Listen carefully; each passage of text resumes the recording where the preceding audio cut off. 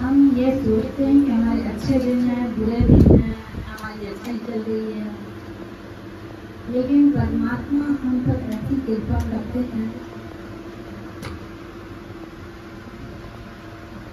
ऐसी कृपा करते हैं कि अपन को समझ में नहीं आता है कि ये है क्या है। अभी देखिए, सभी लोग चाहते हैं कि परमात्मा की कृपा दृष्टि हम पर बनी रहे, सभी चाहते हैं, लेकिन सबपर नहीं बनती है, सबपर नहीं बनती है। बहुत सारे लोग हैं, गंदा काम करने वाले लोग भी बोलते हैं कि परमात्मा हमें बचा लो। अच्छा काम करने वाले लोग भी बोलते हैं परमात्मा आपकी कृपा चाहिए। तो परमात्मा क्या करे? तो परमात्मा ने ना एक कैटेगरी बना दी। जैसे आपने बताया ना, 100 में से 33 मार्क्स आने पर पास हो जाओगे, अगर 29 आएंगे तो फेल हो जाओगे, पक्का है। 31 आएगी तो भी आप फेल हो जाओगे, ये भी पक्का है। 33 से ज्यादा होना चाहिए तो आपको पास मिलेगा। तो गुरु नानक साहब ने भी बता दिया कि आप जिन चीजों को समझ रहे हो कि भाई ये करने से हमको भगवान मिल जाएगा, वो नहीं है। देखो, काफी लोगों का ये कहना है कि हमने भूमि दान कर दी, हमने वस्त्र दान कर दिए, और आगे आ जाओ तो उन्होंने कह दिया कि हमने सोना दान कर दिया। मतलब बहुत बड़ी बात हो गई। अपन को सोना तो दिखता नहीं है और वो तो सोना दान करना है। तो भगवान ने कैटेगरीज बना दी हैं।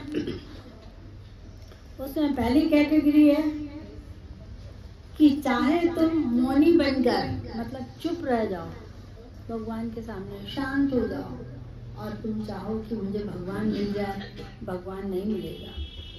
फिर अगर आगे चलते हैं तो उन्हें तो आप लोग भले कितने भी तीर्थ स्थान कर लो, कितने भी तीर्थ स्थान लो। पहले जमाने में क्या होता था कि अपना जो ये सिर है ना, उसका जो बिल्कुल सेंटर है, वहां से बाल हटा दिए जाते थे और उसके ऊपर एक आरा रखा जाता था। आरा रखा जाता था मतलब उससे अपने शरीर का बैलेंस अच्छा बन जाता है, ताकत मिलती है। अक्सर जिन बच्चों के मुंडन होते थे ना, तो उनका ये पोर्शन खाली हो जाता था, तो उस पर आरा रखा जाता था। तो बोले आप ये भी मत समझना कि आरा रख दिया तो आपको भगवान मिल जाएंगे, नहीं, आपको भगवान नहीं मिलेंगे। फिर आगे चलते बोलते हैं कि भाई मैं इतना दानी बन जाऊं कि मैं सब कुछ दान कर दूं, अपनी गाड़ी, घोड़े, मकान, भूमि सब दान कर दूं, तो भी भगवान नहीं मिलेंगे। सोना, चांदी, अपने घर वाले, अपने बच्चे दान कर दूं, मुझे भगवान मिल जाए, नहीं मिलेंगे। मैं भगवान की बहुत पूजा अर्चना, वंदना, दंडवत, प्रणाम करूं, करता रहूं, तो भी भगवान नहीं मिलेंगे। मैं बहुत सारे योग रिद्धि सिद्धि करूं और मैं ये सोचूं कि मुझे भगवान मिल जाएंगे, नहीं मिलेगा। मैं बहुत सारे राज कमाऊं और उसमें जो प्रजा है उसको पूरा सुख दूं, प्रजा के लिए सब कुछ कर लूं, तो मुझे भगवान मिल जाएंगे, नहीं मिलेंगे। आखिर में गुरु साहब बोलते हैं कि हे भाई, अब ध्यान से सुनना। और मैं समझती हूँ कि जो संगत वचन साहब ध्यान से सुनकर उसका मनन करती है, या फिर अगर ये वचन साहब रिकॉर्ड हो रहा है तो आप इसको 2-3 बार सुनो और मनन करो। मनन करो मतलब सोचो इसके बारे में, और मनन करके उसको व्यवहार में लाओ। भाई जैसे देखो, आपने देख लिया टीवी में गंगा नदी बह रही है, लहरें उठ रही हैं, बहुत अच्छा पानी है, बहुत पवित्र पानी है। आप अगर डुबकी लगाना चाहो तो लगा सकते हो क्या? क्यों नहीं लगा सकते? गंगा नदी सामने है, लहरें बहुत अच्छी, तो आप डुबकी क्यों नहीं लगा सकते हो? क्यों नहीं लगा सकते हो? आपकी और उस नदी की एक सीमा है। टीवी में आप डुबकी नहीं लगा सकते हो, दर्शन कर सकते हो, देख सकते हो, उसकी अर्चना कर सकते हो, उसकी पूजा कर सकते हो, लेकिन डुबकी नहीं लगा सकते। गुरबाणी कहती है कि जब तक आपने गुरबाणी में डुबकी नहीं लगाई तब तक आपको फल नहीं मिलेगा। अब अपन को डुबकी कैसे लगानी है, बहुत सरल डुबकी बता रहे हैं। हे भाई, साधु संगत में हरि कीर्तन करना श्रोमणी कर्म है। इस बात को आप समझो। साधु संगत में हरि कीर्तन करना श्रोमणी कर्म है। इससे बड़ा और कोई कर्म है ही नहीं जिसका आपको फल मिले। सब छोटे छोटे फल। देखो, दान करोगे तो आपको थोड़ी देर के लिए मन को शांति मिलेगा। अच्छा, अरे भूखी गाय को खिला दिया, अरे भूखे को प्यास पानी को पिला दिया, थोड़ी देर के लिए। लेकिन अगर आप भक्ति करोगे और वो भक्ति ऐसी जो आपकी संगत के साथ हो रही है, और संगत भी ऐसी है। देखिए, एक संगत होती है बैठने वाली, एक संगत होती है नींद करने वाली, एक संगत होती है ख्यालों में खोने वाली, और एक संगत होती है फिसलने वाली। ख्यालों में मतलब आपकी आंखें तो गुरबाणी पढ़ रही हैं, आपका दिमाग कर रहा है इसके बाद ये करूंगी, फिर ऐसा जाऊंगी, फिर उसको ऐसे बोलूंगी, आज ये करूंगी, आज ये तारीख है, ये काम करने हैं। आप पाठ पढ़ रहे हो विचारों वाली। फिसलने वाली, आप संगत में बैठ के कल्पना कर लेते हो, ऐसा हो जाएगा, फिर ऐसा हो जाएगा, फिर ऐसा हो जाएगा, फिर ऐसा हो जाएगा, कल्पना कर लेते हो। और एक संगत ऐसी होती है जो गुरबाणी को पढ़ रही है ना, उसको समझने की कोशिश करती है, उसमें मन लगा रही है, उसको समझने की कोशिश कर रही है। और वो जो संगत है, वो संगत देखो, आपको पता है अपन ट्रेन में सफर करते हैं, ट्रेन बहुत लंबी होती है। उस ट्रेन में एक बोगी ऐसी रहती है जिसमें आपको पता ही नहीं रहता कि आप ट्रेन में होगी कहाँ। चारों तरफ से बंद, अंदर एसी बढ़िया, आपको पता ही नहीं चल रहा है कि सफर कर रहे हो कि नहीं भी कर रहे, कोई थकान नहीं। और एक ऐसी बोगी होती है जिसमें आप सो सकते हो, लेकिन बाहर की आवाजें आएंगी, गर्मी होगी, मच्छर होंगे, बैठने के लिए जगह है, लेकिन उसके बावजूद भी मजा नहीं आया। अब एक बोगी ऐसी भी है जिसमें आपको पैर रखने की जगह नहीं है। आप ये समझो कि ट्रेन के खिड़की के राडों को पकड़ के आप सफर कर रहे हो, और एक बोगी ऐसी है जो बाहर बिल्कुल लास्ट में गार्ड की बोगी रहती है ना, खुली हुई, उस पर छत भी नहीं है, छत होती है लेकिन आसपास की हवाएं, कचरा, धूप आपको लगेगी। ट्रेन वही है, जो व्यक्ति एसी में बैठा है वो बहुत सुखी है, जो गार्ड के पास बैठा है वो बहुत दुखी है। ट्रेन वही है। तो ये दुनिया वही है, दुनिया सबके लिए एक जैसी है। आपको जगह बनानी है कि आपको कहाँ बैठना है। आपको एसी बोगी में बैठना है, आपको स्लीपर में बैठना है, आपको 2 क्लास में बैठना है, आपको जनरल बोगी में बैठना है, आपको गार्ड के साथ बैठना है, ये आप बनाएंगे। और वो बनेगी आपकी संगत के साथ। अगर गुरु ग्रंथ साहब आपके साथ हैं, आप जहाँ भक्ति कर रहे हैं वहाँ पर गुरु ग्रंथ साहब हैं, गुरु ग्रंथ साहब प्रकाश किए हुए हैं। और गुरु ग्रंथ साहब तब आते हैं जब आप पाठ करो और गुरु साहब आते हैं। भाई जैसे देखिए, मैं आपके पास आने वाली हूँ, आप मेरा इंतजार कर रहे हो, तो आने में आपका इंतजार खत्म होगा, मुझे भी अच्छा लगेगा, आपको भी अच्छा लगेगा। और मैं आपके पास आने वाली हूँ और आप सो रहे हो, तो आपको भी मज़ा नहीं आएगा, मेरे को भी मज़ा नहीं आएगा, क्योंकि ये रहता है आप कितने व्याकुल हो। ये आपके प्यार पर डिपेंड करता है कि आप सामने वाले का कैसा इंतज़ार कर रहे हो।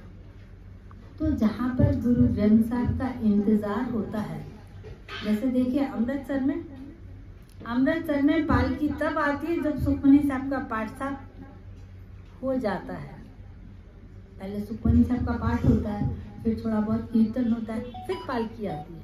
उस पालकी में आते हैं गुरु ग्रंथ साहब और शब्द पढ़ते हैं, दर्शन दे दे खोल के वाड़, दरवाजा खोल के हमको दर्शन दो। मतलब आपने सोची कि जो बाहर खड़े हैं वो इंतजार कर रहे हैं। ऐसे में अगर गुरु साहब हमारे साथ हैं तो आप समझ लेना वहाँ की भक्ति आपकी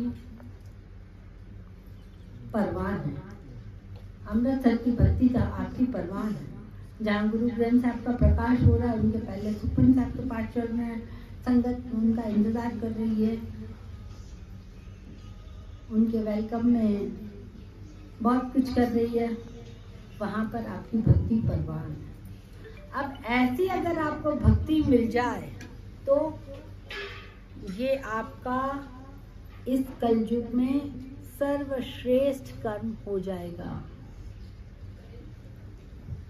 आपने देखा होगा कुछ मेरी नज़रों में ऐसे 2-4 डॉक्टर्स हैं जो पता है टोकन रखते हैं, मेरे को 10 पेशेंट देखने हैं, बस 10 के बाद मैं नहीं देखूँ, मैं बस इतनी ज़रूरत है मेरी। उस पर 100 लोग आते हैं लेकिन देखता 10 को है, उससे ज़्यादा नहीं देखते हैं, कोई ज़्यादा नहीं चाहिए, इतना ठीक है।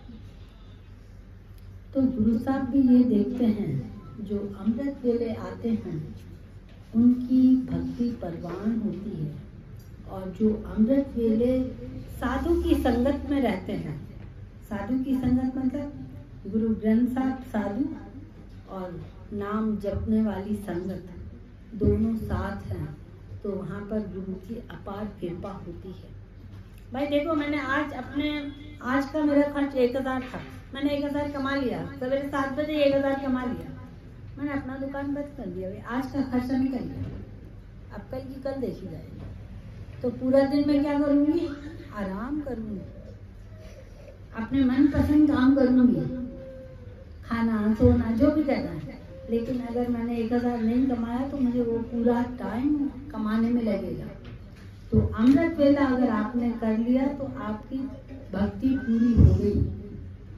अब आप पूरा दिन खाएं सोएं कुछ करें जो करें। इसलिए गुरु साहब ने बोला है कि संगत के साथ, साधु संगत के साथ जो काम होता है वो श्रोमणी है, सबसे ऊंचा है। मेरे गुरुदेव बाबा नानक जी कहते हैं, केवल वही जीव हरि को प्राप्त करता है जिसके लिए इसका लेना पहले से ही उसके लिलाट पर लिखा हुआ है। आप अभी अपने आप को आजमाइए, आप लाख सोना चाहें लेकिन आपको अमृत वेले की भक्ति आपके नसीबों में है, तो गुरु साहब आपको कैसे पहुंचाते? गाड़ी नहीं है तो भी आप पहुंच जाते हो, गाड़ी है तो भी पहुंच जाते हो। आपको सुनकर आश्चर्य होगा मैं जो बात बता रही हूँ, मतलब आप इस बात को समझिएगा। एक 80-85 की अम्मा, शरीर साथ छोड़ चुका है, उसके बाद भी उसको लगता है कि नहीं मुझे गुरुद्वारे जाना है, दिल्ली में रहने वाले। अब आप सोचिए दिल्ली में रात को बंगला साहब में जो 2 बजे अमृत वेला होता है वहां पहुंचना है उसको। अगर अपन को ये मालूम है कि उनको दरबार पहुंचना और बाहर गाड़ी खड़ी है तो कोई बात नहीं।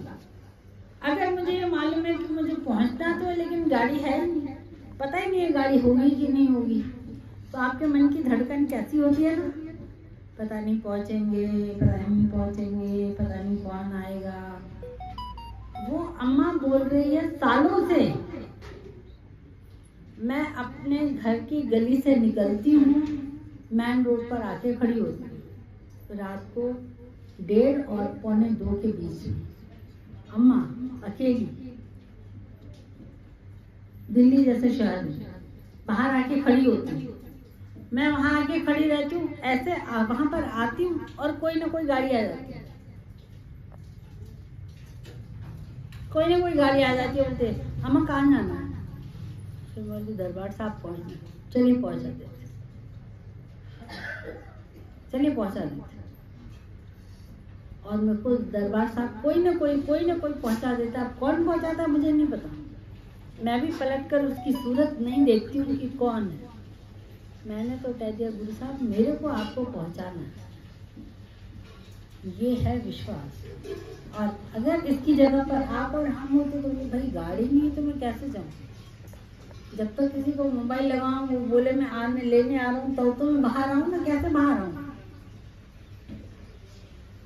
संगत बोलती कुत्तों से डर लग रहा है, अंधेरे से डर लग रहा है। जब आपका मन इतना विश्वास वाला नहीं है, आपका मन खुद डरा हुआ है, तो आप क्या टाइम के पहुंच पाओगे? क्या भगवान के पास पहुंचोगे? आपको तो भगवान को बेनती करनी, गुरु साहब मेरे को पहुंचना है। कैसे पहुंचना है, क्या करना है, कौन आएगा कौन नहीं आएगा, मुझे बैठ के जाना है, मुझे खड़े होके जाना है, मैं नहीं जाती, मुझे पहुंचना है। ऐसा विश्वास होगा तो आप पहुंच पाओ।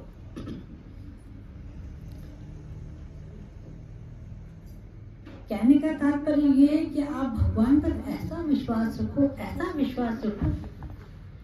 कि आप कभी सोच भी नहीं सकते। मैं आपको हकीकत बता रही हूँ, ये जो बात मैंने बताई है आप बीती हुई है।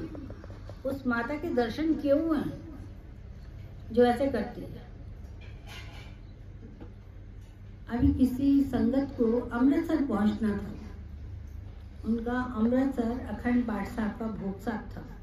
अब वो तो टाइम रहता है ना भाई, 7 से 8 आप पहुंच जाना, अरदास होगी।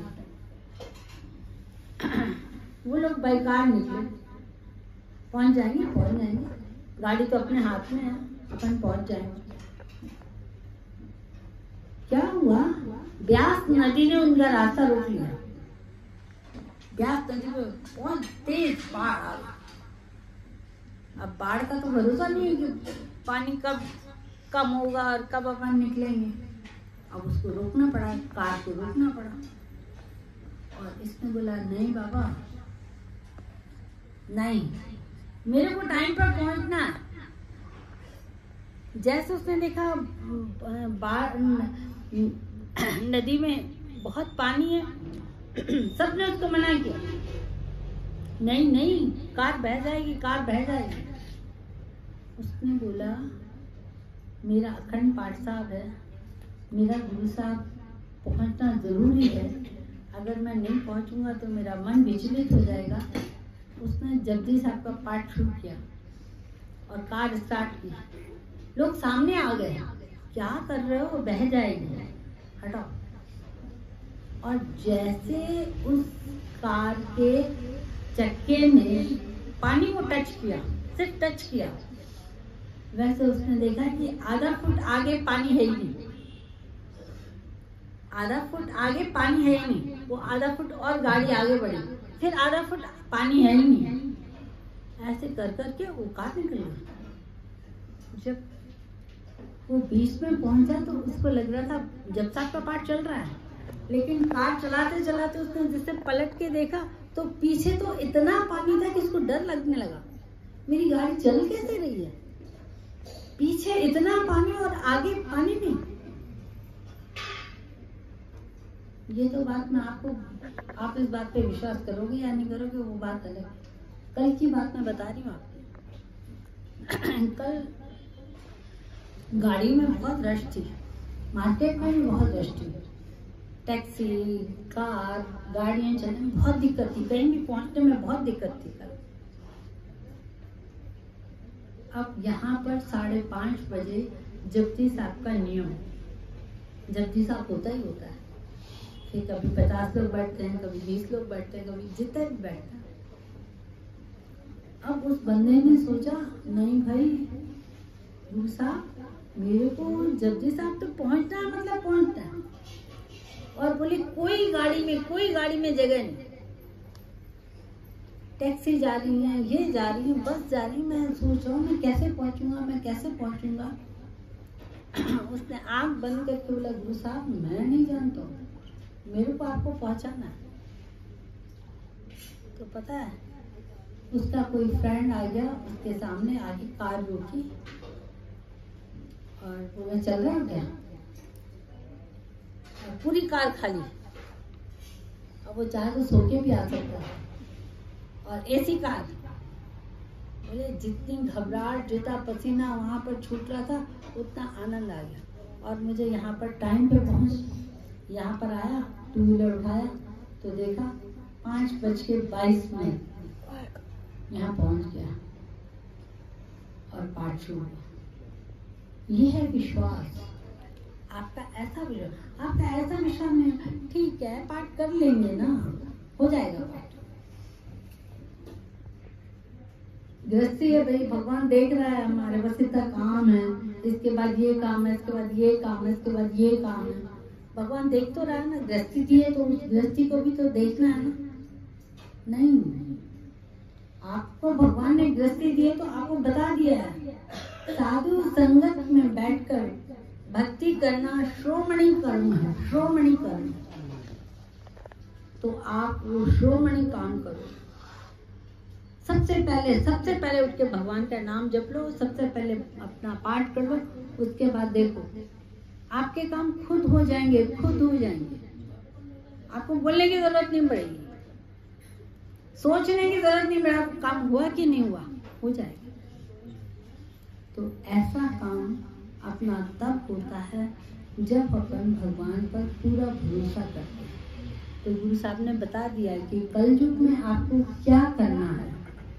कुछ लोग पता है खाना नहीं खाएंगे, मेरा पाठ नहीं हुआ, मैं पाठ से पहले कैसे खाऊं। अच्छा, पेट में चूहे दौड़ रहे हैं और पाठ कर रहे हैं, ऐसा लग रहा है पाठ जल्दी समाप्त हो तो कुछ खाऊं, खुशबू आ रही है, पूरा ध्यान खाने में लगा हुआ है और आपको पाठ करना नहीं। आप पहले नींद से उठते साथ ही पहले पाठ कर लो, भक्ति कर लो, उसके बाद आप पूरा दिन फ्री हो, आपको जो करना है वो कर लो। ये कलयुग का श्रोमणी कर्म है। हे हरि, तुम्हारा सेवक तुम्हारे प्रेम रस में मस्त रहता है। दीन दुखियों का दुख दूर करने वाले हरि मुझ पर कृपालु हुआ है और मेरा मन केवल हरि कीर्तन में सदैव लगा रहता है। ऐसी अपनी स्थिति होनी चाहिए। भाई आज दिन ना, कल का दिन कैसा गुजरा? कल तो बहुत मजा आया, आनंद आया, बहुत आनंद आया। और वही दिन, वही तारीख, वही वक्त, किसी ने बोला यार मेरा तो दिन बहुत खराब निकला, किसी का बहुत अच्छा, किसी का बहुत खराब, किसी में ठीक है, वक्त गुजर गया। तो देखिए ये आपका आनंद है कि आप किसके साथ हो। आप अपने परिवार के साथ घूम रहे हो, बहुत अच्छा। आपका परिवार आधा उधर है, मजा नहीं आएगा। परिवार साथ है, खाने की चीजें नहीं है, घूमने की व्यवस्था नहीं है, मजा नहीं आएगा। तो आपको अगर सब कुछ साथ चाहिए तो अमृत वेले उठकर नाम जप के फिर बाकी काम करो। ये कलयुग का सबसे महत्वपूर्ण कर्म है। बोल गुरु नानक देव की जय।